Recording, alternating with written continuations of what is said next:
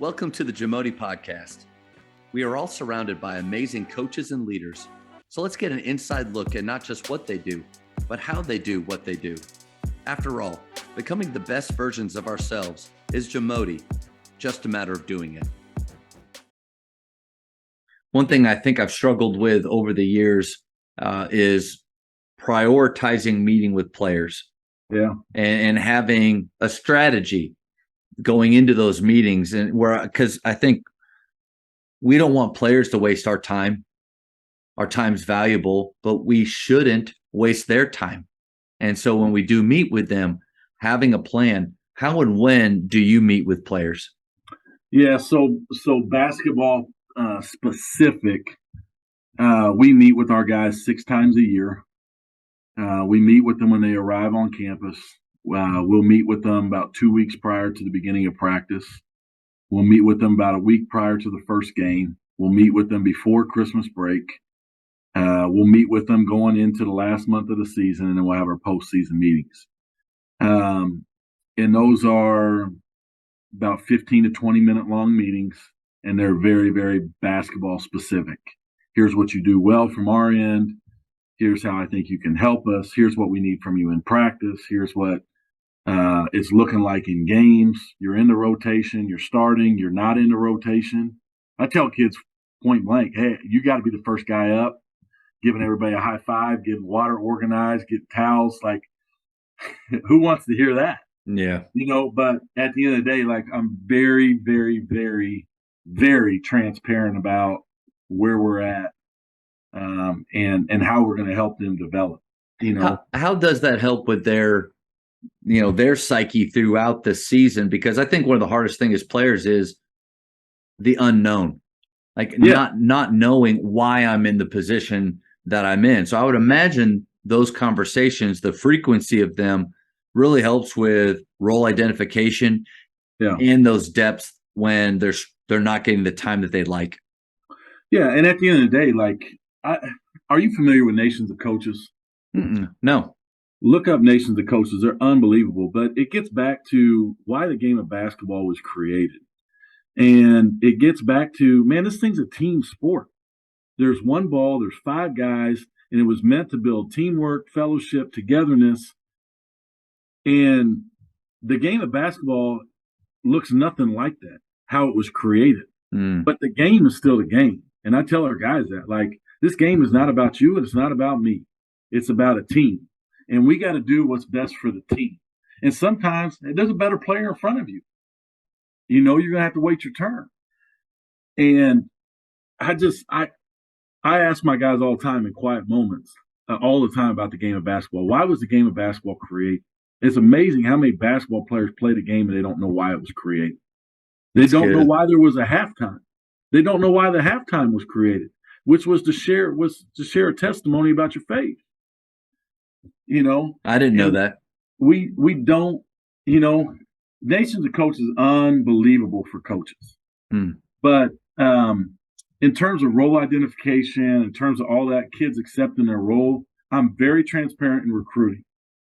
You work on your game. When you come in, it's about the team. And when you get a role, if you don't like your role, the other option is not have a role. Yeah. And it has to be that, or else you contaminate the group. And, like, we're on a mission and you battle out in practice. Like I tell our guys all the time, I don't care if you play. It's not my job to determine playing time. It's your job. If you're shooting 45% from 3 and this kid's shooting 25%, for the most part, it's easy for me to make that decision. You got to be a great character kid. You got to work really hard, but at the other end, you got to produce. What advice do you have for high school coaches? Because ultimately at college, even though guys like you take a little bit of the business feel of it out, and like you're doing a great thing with them as people and caring about them more than just play as players. Yeah. At the high school level where we don't really have that, here's your scholarship and you won't have it anymore. And we, at my school, I don't have 10 other dudes walking down the hallway that I can just pull from. What's your advice to having those tough conversations with players and while running the risk of alienating them, telling them something that they really don't want to hear. What's your advice on how we go about that? Yeah, I think, man, we got to do a better job helping kids and parents understand this is a team game. This is a team game. It's not a you thing. And I just think, our society, social media, everything the kids see, it's all about me. Yeah. It's all about me. And I think it starts coming back to there's one ball, there's only 5 players, 8 players are going to get a chance to play. We got a team of 12, 15, 16, 17, whatever you got. Not everybody's going to play. So what are you going to contribute? And then I think as coaches, we got to help guys understand how important their contribution is, regardless of what it is, and that it's valued. I think games are won in practice. And I don't think unless you have 14, 15 guys in practice, you're not going to have a quality practice, in my opinion. Yeah. I think it's hard. Yeah. And so some of those guys have to understand how valuable they are to helping the team be prepared. I think a big part of our job, too, is to help parents understand that they have not failed. They're not a bad parent if their kid's not one of the best players. No question. It's way more important, in my opinion, about as far as what's a sign of great parenting is if the kid is respectful, he is a great teammate, he handles adversity well, he's going to show up, like you said at the very beginning, and be consistent with his attitude and his effort every day. I mean, that to me, those are attributes that I would love for my sons to have. And I feel like they do have, but I think so many times parents are wrapped up with, I'm failing if my kid's not one of the best or not getting all that time. We got to help them with that too. Yeah, and Matt, I'll say this, something I've gone to for a lot of years is a move-in weekend for our guys. We have a player-parent-coach meeting. We invite the parents to be a part of everything. And we go over our core values. We go over everything we're going to do. Because I think the more parents know your heart as a coach and more parents know what's going on, they're going to support you. I really believe that. I think there's a lot of misinformation, and I believe there's a lot of stuff that gets stirred up throughout the year because parents don't know. And I would invite coaches in general, high school coaches, to see parents as advocates and not adversaries. Nice. I think you're right, because they only see, in our case, the 32 minutes a week. Right. And in those 32 minutes, if they're not one of the 5 that's dominating the time, or maybe 6, 7, or 8, depending on the year, and they watch their son sitting, like that's all, they're basing everything off of that and maybe some conversations. But the more that we can bring them, Tyler Costin talks about, like, they're one of your major stakeholders in your program. And we can't just act as if they're not there, or that their opinions don't matter.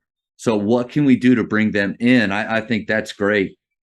Yeah, I've had like I added a fundraising piece in for the parents in our meeting this year.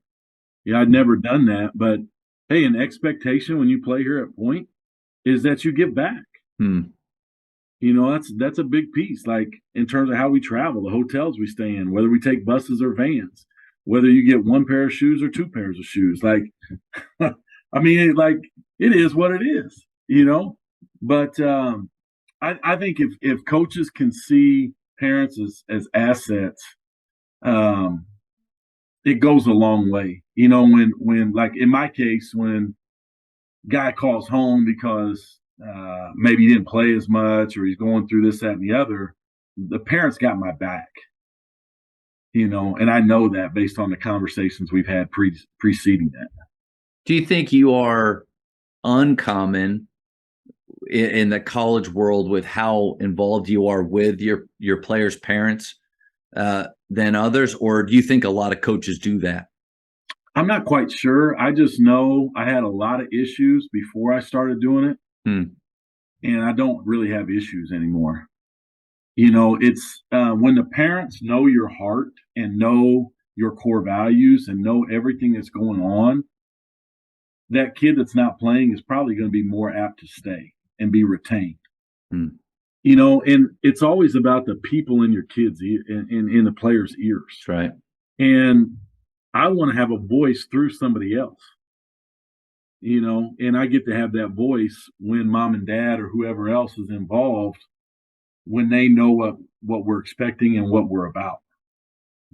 Yeah. One thing I started to do this fall, I think I've done it on and off throughout the years, but definitely I've been more consistent with it right now, is every Friday we use TMAP to communicate with so it's more comes up on their phones, and not all the kids check email and stuff. So it parents and kids both, but I've been sending a Friday weekly recap where we talk about the things with our culture that we've taught that week. Like this last week was toughness, and the 3 kind of pillars underneath that, and what leads to toughness. But then also some things on the floor that we did, and then highlighting us. What we do senior videos of, and I let them try to talk about what we did that week. My whole idea there is I want the parents to know that it's more than just about their kid's shot. It's more than just about the basketball. Let them in. So maybe by depositing a little bit here and there once a week, whether they read it or not, they're going to have a message that says weekly recap. And hopefully when it's December and they're starting to question, what is this all about? Like, why is it so serious? Or what is my kid actually getting out of this? I have some things already planted, some ideas planted, in them. Right. No, I think it's a good idea. Great idea. Thank you for checking out today's episode. Please take a moment to subscribe to this podcast, share it with your fellow coaches, and find us on social media for what's coming up next on the JAMODI podcast. It's just a matter of doing it.